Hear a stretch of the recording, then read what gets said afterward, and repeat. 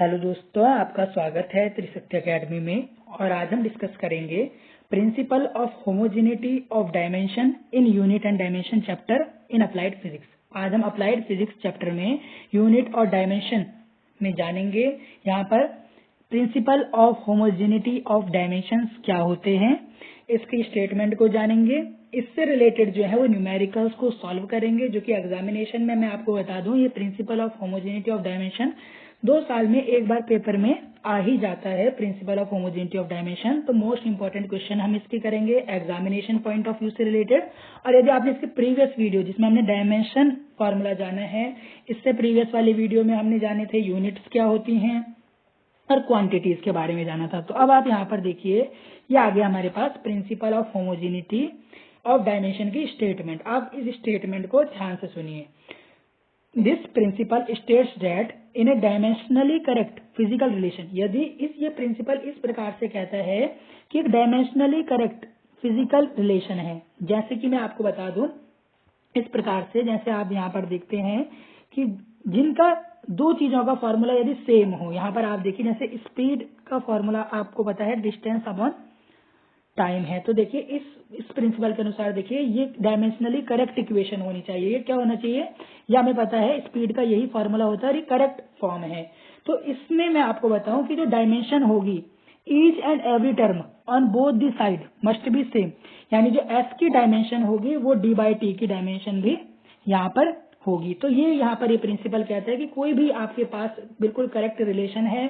जैसे आपको स्पीड का फॉर्मूला पता है, यदि आप मोशन के लॉ ले लें, देखिए जैसे मोशन का लॉ होता है v equal to u plus a t, उसकी इक्वेशन ले लें।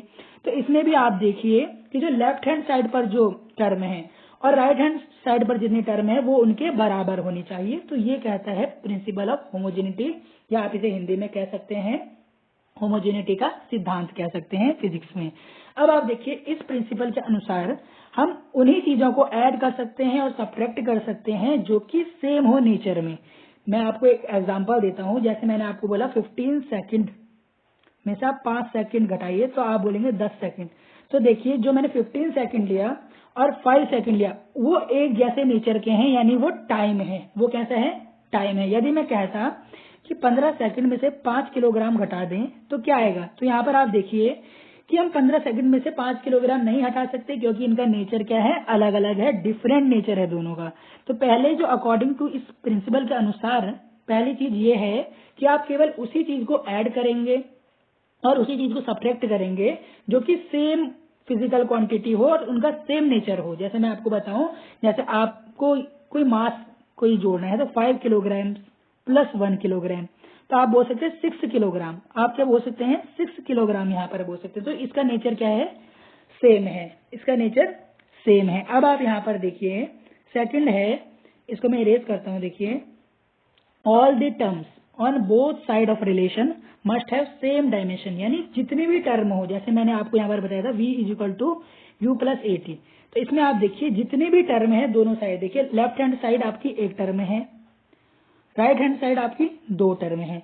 तो मैं आपको बताऊं इन दोनों टर्म की जो होगी, जो डायमेंशन होगी वो लेफ्ट हैंड साइड यानी v के बराबर होगी। इसको अभी हम सॉल्व करेंगे, फिर आप इसको समझ पाएंगे आसानी से। अभी आप ये समझिए कि प्रिंसिपल ऑफ होमोजेनिटी ये कहता है कि कोई भी करेक्ट फिजिकल रिलेशन है हमारे पास, जो कि पहले से हमें पता है v is equal to u plus a t, ये पहले से करेक्ट इक्वेशन है।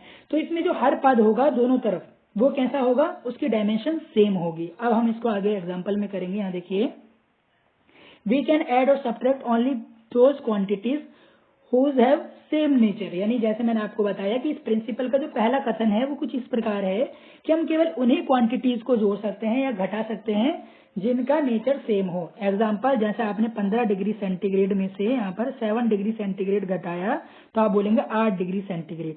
तो आप यहाँ पर देखिए जो फिजिकल क्वांटिटी है वो क्या है, टेम्परेचर। वो क्या है यहाँ पर, टेम्परेचर है। तो आप टेम्परेचर में से टेम्परेचर माइनस कर सकते हैं, या यहाँ पर देखिए आपको मैं बोलूं 5 मीटर प्लस 10 मीटर, तो यहाँ पर आप देखिए फिजिकल क्वांटिटी कैसी है, लेंथ। तो हम लेंथ को क्या कर सकते हैं, जोड़ सकते हैं। तो आप बोल सकते हैं 15 मीटर। पर अगर यहाँ पर 5 मीटर में मैं 15 डिग्री सेल्सियस जोड़ूं तो इसको नहीं जोड़ेंगे, क्योंकि हम केवल उन्हीं चीजों को जोड़ सकते हैं और घटा सकते हैं जिनकी फिजिकल क्वांटिटी एक नेचर की हो। नेचर का अर्थ है या वो टेम्परेचर हो, या वो आपका टाइम हो या लेंथ हो, इस प्रकार से सेम नेचर की हो, जैसे स्पीड ही क्यों ना हो। तो आप स्पीड को अगर मैं कहूंगा यहाँ पर देखिए 5 metre second plus 8 metre second, तो आप कहेंगे ये हो जाएगा 13 मीटर सेकंड।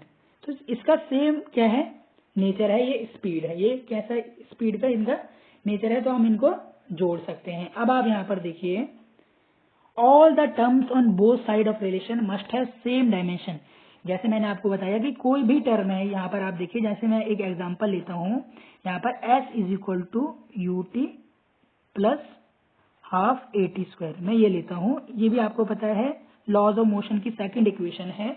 तो आप यहाँ पर देखिए एल एच एस, तो इसका कहने का मतलब है जो एल एच एस की टर्म है वो दोनों इन दोनों टर्म के बराबर है। आप यहाँ पर देखिए एल एच एस मैं लेता हूँ सबसे पहले, तो एलएचएस आप देखिए क्या है एस, यानी एस मतलब है यहाँ पर डिस्प्लेसमेंट। डिस्प्लेसमेंट की डायमेंशन होती है एल। यहाँ इसको ध्यान से समझना है, ये एग्जामिनेशन में आएगा ही आएगा। यहाँ पर आप देखिए लेफ्ट हैंड साइड आपने ली, तो वहां पर आपने देखा जो डिस्प्लेसमेंट है उसको आप एल से डिनोट करेंगे, किससे, एल से डिनोट करेंगे। राइट हैंड साइड में आप यहाँ पर देखिए दो टर्म है, कितनी टर्म है, दो टर्म है, पहली यूटी और दूसरी plus half a t square, ये दो टर्म है। यहाँ पर जो राइट हैंड साइड है वो आपकी दो टर्म से मिलकर बनी है। तो आप पहले फर्स्ट टर्म लेंगे, क्या लेंगे, first term is equal to लिखेंगे यूटी, जहाँ पर यू क्या है इनिशियल वेलोसिटी और टी टाइम है। अब आप यहाँ पर देखिए यू यानी वेलोसिटी है, इसका हमें पता है L T minus one formula है इनटू टी। तो आप यहाँ पर देखिए इसका क्या हो गया यहाँ पर एल, ये क्या हो गया एल हो गया, क्योंकि यहाँ पे देखिए इसकी पावर 1 है, इसकी पावर माइनस 1 है, कैंसिल हो जाएगा और यहाँ पर एल आएगा। तो आप देखिए लेफ्ट हैंड साइड में भी एल था और राइट हैंड साइड में भी एल है। अब आप देखिए इसकी हम दूसरी टर्म लेते हैं हाफ ए टी स्क्वायर, ये दूसरी टर्म है, ये क्या है सेकंड टर्म है, ये भी बराबर होनी चाहिए एल के, यानी इसकी डायमेंशन भी लेफ्ट हैंड साइड के बराबर होनी चाहिए। तो देखिए हाफ है डायमेंशन लेस कांस्टेंट, इसकी कोई डायमेंशन नहीं होती। एक्सेलरेशन की डायमेंशन आप देखिए L T minus two, time यहाँ पर देखिए स्क्वायर होगा इस तरीके से, ये होगा सेकंड टर्म, ठीक है। अब आप यहाँ पर इसको देखिए, जब आप इसको सॉल्व करेंगे तो ये आएगा आपके पास एल। तो आपने यहाँ पर देखा कि जो फर्स्ट टर्म थी वो भी लेफ्ट हैंड साइड के बराबर है और जो सेकंड टर्म है वो भी लेफ्ट हैंड साइड के बराबर है, उसकी डायमेंशन भी। तो इस तरीके से आप पेपर में सवाल सॉल्व करेंगे या आपसे वो करेक्टनेस पूछे कि बताइए क्या इक्वेशन सही है, तो आप इसमें यही यूज करेंगे कि लेफ्ट हैंड साइड को राइट हैंड साइड के इक्वल आप शो कर देंगे। तो ये कहता है प्रिंसिपल ऑफ होमोजेनिटी। अब आप यहाँ पर देखिए कुछ एग्जामिनेशन क्वेश्चन हम ले लेते हैं जो एग्जाम में आते ही रहते हैं। देखिए यहाँ पर ये कह रहा है v is equal to u plus a t, कि आप एक्यूरेसी चेक कीजिए कि यह इक्वेशन ठीक है। तो आप मैंने यहाँ पर बताया कि इसको आप प्रिंसिपल ऑफ होमोजेनिटी से ही सॉल्व करेंगे। आप देखिए यहाँ पे लेफ्ट हैंड साइड आप लेंगे, तो लेफ्ट हैंड साइड आपने लिया v यानी वेलोसिटी है, फाइनल वेलोसिटी, इसके डायमेंशन होता है एल टी माइनस वन। इस प्रकार आप इसको सॉल्व करेंगे। अब देखिए राइट हैंड साइड पर दो टर्म है, यानी जो u है उसकी डायमेंशन भी एल टी माइनस वन होनी चाहिए और जो ए टी है उसकी डायमेंशन भी एल टी माइनस वन होनी चाहिए। जब L H S R H S के इक्वल आ जाएगा तब आप कह सकते हैं कि ये इक्वेशन सही है। अब आप देखिए हम यहाँ पर राइट हैंड साइड लेते हैं, तो यहाँ पर आप देखिए आर एच एस जो है हमारे पास u प्लस ए टी है। तो आप इसमें फर्स्ट टर्म आप लेंगे, सबसे पहले फर्स्ट आपने टर्म ली u, तो देखिए u क्या है आपके पास इनिशियल वेलोसिटी यानी प्रारंभिक वेग, आप इसे कहेंगे कि जब वेग प्रारंभ होता है। तो आप देखिए इसकी जो है तो वेग, तो इसकी डायमेंशन होगी एल टी माइनस वन। अब आप यहाँ पर देखिए कि फर्स्ट टर्म की डायमेंशन है L T minus one, L H S की डायमेंशन क्या है एल टी माइनस, इसका मतलब अभी तक सही हो रहा है सवाल। अब आप देखिए जब आप सेकंड टर्म यहाँ पर लेंगे इस प्रकार से, जब सेकंड टर्म लेंगे तो वो है a t, where a is acceleration, a त्वरण है और टी समय है। तो देखिए इसका होता है एल टी माइनस टू, या आप निकाल सकते हैं, ये मैंने आपको सिखा रखा है प्रीवियस वीडियो में, और टी है यहाँ पर टाइम। तो अब आप देखिए जब आप इसे सॉल्व करेंगे तो हमारे पास आएगा एल टी माइनस वन। अब आप देखिए कि राइट हैंड साइड पर जो दोनों टर्म थी u और ए टी, उनकी डायमेंशन भी सेम आ रही है लेफ्ट हैंड साइड की तरह। तो इस तरीके से हम कह सकते हैं कि ये जो इक्वेशन है, ये जो एक्यूरेट है, ये इक्वेशन क्या है बिल्कुल एक्यूरेट है। ये क्या है बिल्कुल एक्यूरेट है। L H S is equal to R H S आप लिख सकते हैं और कहेंगे दिस इक्वेशन इज करेक्ट। अब आप देखिए यहाँ पे सेकंड क्वेश्चन है, ये बहुत ही इंपॉर्टेंट है, मैं आपको बताऊं। वंडर वॉल इक्वेशन है किसी भी रियल गैस के लिए। देखिए वंडर वॉल इक्वेशन होती है हमारे पास P plus a upon v square V minus b is equal to R T. आप यहाँ पर देखिए, आपको इस सवाल में पता है P प्रेशर है दे रखा है, V वॉल्यूम है, T टेम्परेचर है। आपको ए बी की वैल्यू फाइंड आउट करनी है, ए बी की डायमेंशन आपको फाइंड आउट करनी है। तो आप कैसे करेंगे ये मैं आपको बता दूं। तो मैंने अभी आपको बताया प्रिंसिपल ऑफ होमोजेनिटी का इस प्रकार से सिद्धांत है कि जो क्वांटिटी सेम होती है हम उनको ही क्या कर सकते हैं, ऐड और सब्ट्रैक्ट कर सकते हैं। तो आप यहाँ पर देखिए प्रेशर, पी प्रेशर है, तो प्रेशर के साथ हमने यहाँ पर कुछ ऐड कर रखा है, तो जो हमने ऐड किया होगा प्रेशर के साथ, तो ये भी प्रेशर होना चाहिए, ये भी क्या होना चाहिए, प्रेशर होना चाहिए। अब आप यहाँ पर देखिए दूसरी चीज, वॉल्यूम में से आप बी घटा रहे हैं, तो वॉल्यूम में से आप वॉल्यूम को ही तो घटाएंगे according to principle of homogeneity. तो यहाँ पर आप देखिए सबसे पहले आप यहाँ पर प्रेशर और वॉल्यूम की डायमेंशन लिख लेंगे इस प्रकार से। इसे रेज कर देता हूं देखिए। तो सबसे पहले आप देखिए प्रेशर होता है फोर्स अपॉन एरिया, फोर्स की डायमेंशन होती है हमारे पास MLT माइनस 1, यहाँ पर देखिए MLT माइनस 2, इस तरीके से होती है फोर्स की डायमेंशन अपॉन में एरिया, तो L स्क्वायर। तो ये आपके पास आएगा इस प्रकार देखिए ML की पावर माइनस 1,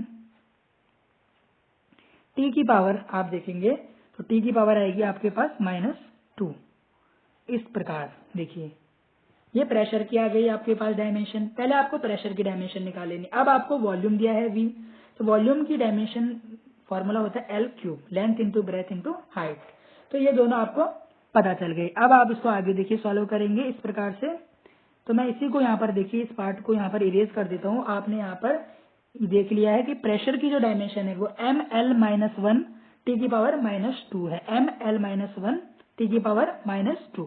तो देखिए प्रेशर की मैं यहाँ पर लिख रहा हूँ ML माइनस 1 T की पावर माइनस 2, यह है प्रेशर की। और आप यहाँ पर देखिए सवाल को P plus a upon v square, इस प्रकार से सवाल है हमारे पास P plus a upon v square.